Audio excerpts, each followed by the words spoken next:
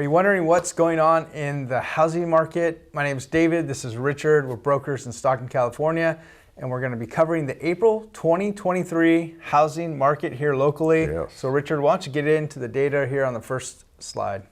On the first chart here, you can see we've got some good news. The red line that you see going up, that's our pendings. So looking pretty good, starting to come back from some, pretty bad lows here just 3 months ago.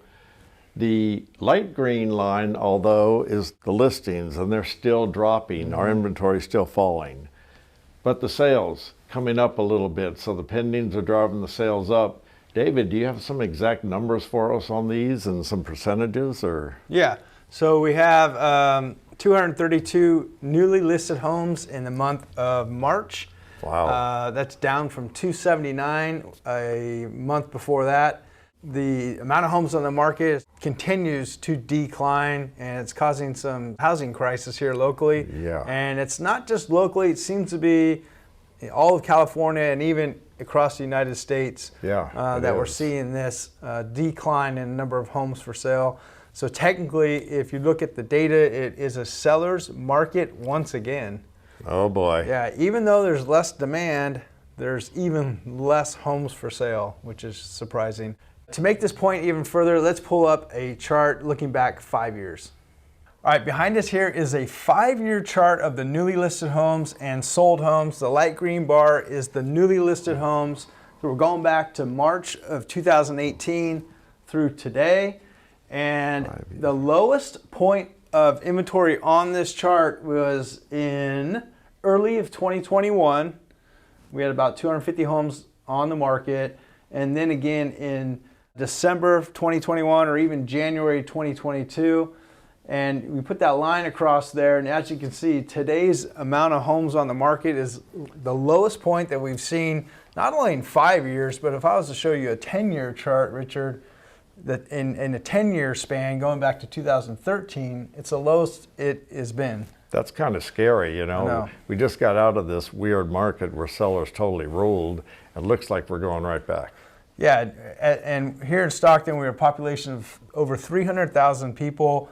I did a search today, and we had 214 homes, single-family homes on the market, and there's just not enough for everybody. So let's see how it's affecting pricing, days on market, and some of our other metrics here in Stockton. And on this chart, we have the solds, which our average right now is up to 465, up just a little bit from 462.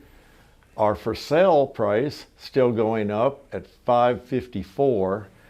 Why do we have such a big gap right there? Probably because just right back here we started pricing homes a little bit too high, and we have some overpriced listings out there. When they sell or they lower their price and sell after that, we'll see this gap kind of close. So the pricing here in Stockton has rebounded. As you can see on the chart, we had 5 or 6 months or more of a row of a kind of a decline in price of the average sold price. And now we're off the bottoms, and it's actually starting to rebound here to as Richard said, in the $460,000 range. But yeah, when the rates really spiked up to 7, our inventory grew, and now that it's rebounded, home prices have definitely, it looks like, stabilized and found its new bottom, and we'll just have to see where we go from here. Well, at the bottom, when they get that low, I think they're going to go up. Yeah. So with the lack of inventory, maybe some overpriced listings, let's see how that's affecting our days on market.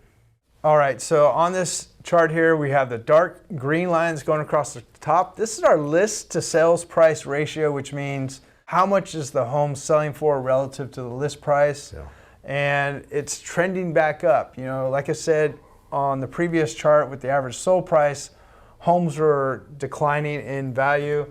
And as we can see here, it kind of mimics it a little bit the same here. But in the last few months, it's rebounding. Last month was 96% of the asking price. The most recent month now is 97% of the asking price. So sellers are starting to get a little bit more for their homes here. Yeah, if the inventory keeps going down like the chart is showing, that green line has to go up. I don't think it has much choice. So how's our days on market looking? Well, the 52 is creeping down, and I think we'll see that continue to go down too. Yeah. That 58 was a high. I don't think it was because the inventory was that high. I think it's just because, you know, we had that screeching halt when the rates went up and hit around 7, and now we're recovering, and I think that's going to creep back down. Yeah, most definitely. All right, we have one more chart for you, and that's what's driving the market. Let's get into the interest rates. David, we know the lack of inventory is definitely a driving force in the market. What else is driving this market? Well, it's been the story of the interest rates, right? In the last 6 to 9 months, rates have climbed up to 7 and fallen back down. So we have the chart behind us here that dates back to the beginning of 2023. And the line across the top is kind of where interest rates have traveled. This chart's given to us by Keeping Current Matters. And according to their analysis, the buyer demand is good in this green line here when the rates are 6.5% and under. They say buyer demand picks up under that point. If it goes 6.5 to 7, the demand is very limited, and over 7, the market, it felt like it came to a screeching halt. Yes. The buyer demand was super, super weak. So now let's take a look at where we're at today. Here in April, at the beginning of April, we're back down to the mid 6 to 6.5 range. I think I checked today and around 6.25. If you have super ideal credit, you can even get under 6 a little bit. So right now, this moment in time, the buyer demand is back in the market. So if you're thinking about selling your home, placing it on the market, you should get some good results. Absolutely. We're just made it into the good range. I think we're going to see some results, and if we get a little bit better, get into that strong range, this market might just start taking off again. Yeah, absolutely.